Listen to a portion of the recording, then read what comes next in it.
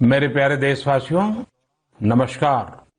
मन की बात ने वर्ष 2020 में अपना आधा सफर अब पूरा कर लिया है। इस दौरान हमने अनेक विषयों पर बात की। स्वाभाविक है कि जो वैश्विक महामारी आई, मानव जाति पर जो संकट आया, उस पर हमारी बातचीत कुछ ज्यादा ही रही।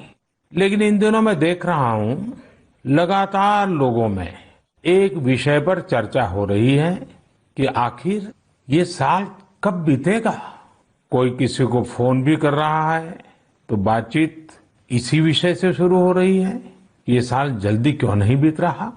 कोई लिख रहा है, दोस्तों से बात कर रहा है, कह रहा है कि ये साल अच्छा नहीं है। कोई कह रहा है 2020 शुभ नहीं है। बस लोग यही चाहते हैं कि किसी भी तरह से ये साल जल्द से जल्द बीत जाए, जल्द से जल्द बीत जाए। साथियों, कभी कभी मैं सोचता हूं कि ऐसा क्यों हो रहा है। हो सकता है ऐसी बातचीत के कुछ कारण भी हो। 6-7 महीना पहले ये हम कहाँ जानते थे कि कोरोना जैसा संकट आएगा और इसके खिलाफ ये लड़ाई इतनी लंबी चलेगी। ये संकट तो बना ही हुआ है, ऊपर से देश में नित नई चुनौतियां सामने आती जा रही हैं। अभी कुछ दिन पहले देश के पूर्वी छोर पर साइक्लोन अम्फान आया, तो पश्चिमी छोर पर साइक्लोन निसर्ग आया। कितने ही राज्यों में हमारे किसान भाई बहन टिड्डी दल के हमले से परेशान है, और कुछ नहीं तो देश के कई हिस्सों में छोटे छोटे भूकंप रुकने का ही नाम नहीं ले रहे हैं।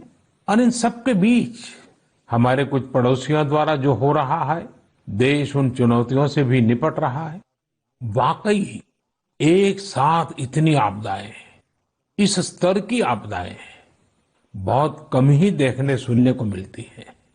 हालात तो ये हो गई हैं कि कोई छोटी छोटी घटना भी हो रही है तो लोग उन्हें भी इन चुनौतियों के साथ जोड़ करके देख रहे हैं।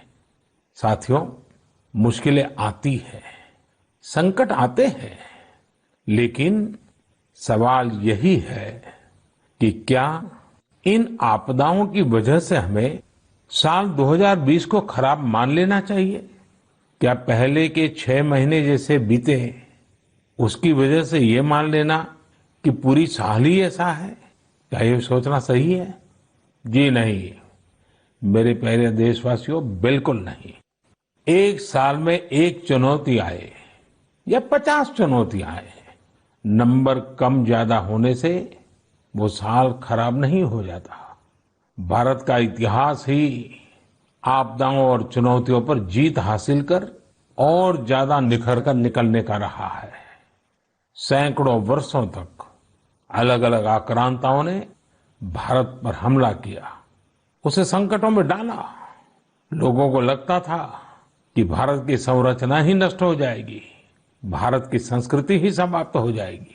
लेकिन इन संकटों से भारत और भी भव्य होकर सामने आया। साथियों, हमारे यहाँ कहा जाता है, सृजन शाश्वत है, सृजन निरंतर है। मुझे गीत की कुछ पंक्तियां याद आ रही हैं। यह कल कल छल छल बहती, क्या कहती गंगा धारा। यह कल कल छल छल बहती, क्या कहती गंगा धारा। युग युग से बहता आता, यह पुण्य प्रवाह हमारा। उसी गीत में आगे आता है, क्या उसको रोक सकेंगे, मिटने वाले मिट जाएं। कंकड़ पत्थर की हस्ती, कंकड़ पत्थर की हस्ती, क्या बाधा बनकर आए। भारत में भी जहां एक तरफ बड़े बड़े संकट आते गए, वहीं सभी बाधाओं को दूर करते हुए अनेकों अनेक सृजन भी हुए। नए साहित्य रचे गए, नए अनुसंधान हुए, नए सिद्धांत गढ़े गए। यानी संकट के दौरान भी हर क्षेत्र में सृजन की प्रक्रिया जारी रही और हमारी संस्कृति पुष्पित पल्लवित होती रही। देश आगे बढ़ता ही रहा। भारत ने हमेशा संकटों को सफलता की सीढ़ियों में परिवर्तित किया है। इसी भावना के साथ हमें आज भी इन सारे संकटों के बीच आगे बढ़ते ही रहना है। आप भी इसी विचार से आगे बढ़ेंगे, 130 करोड़ देशवासी आगे बढ़ेंगे, तो यही साल देश के लिए नए कीर्तिमान बनाने वाला साल साबित होगा। इसी साल में देश नए लक्ष्य प्राप्त करेगा, नई उड़ान भरेगा, नई ऊंचाइयों को छुएगा। मुझे पूरा विश्वास 130 करोड़ देशवासियों की शक्ति पर है, आप सब पर है, इस देश की महान परंपरा पर है। मेरे प्यारे देशवासियों, संकट चाहे जितना भी बड़ा हो, भारत के संस्कार निस्वार्थ भाव से सेवा की प्रेरणा देते हैं। भारत ने जिस तरह मुश्किल समय में दुनिया की मदद की, उसने आज शांति और विकास में भारत की भूमिका को और मजबूत किया है। दुनिया ने इस दौरान भारत की विश्व बंधुत्व की भावना को भी महसूस किया है और इसके साथ ही दुनिया ने अपनी संप्रभुता और सीमाओं की रक्षा करने के लिए भारत की ताकत और भारत के कमिटमेंट को भी देखा है।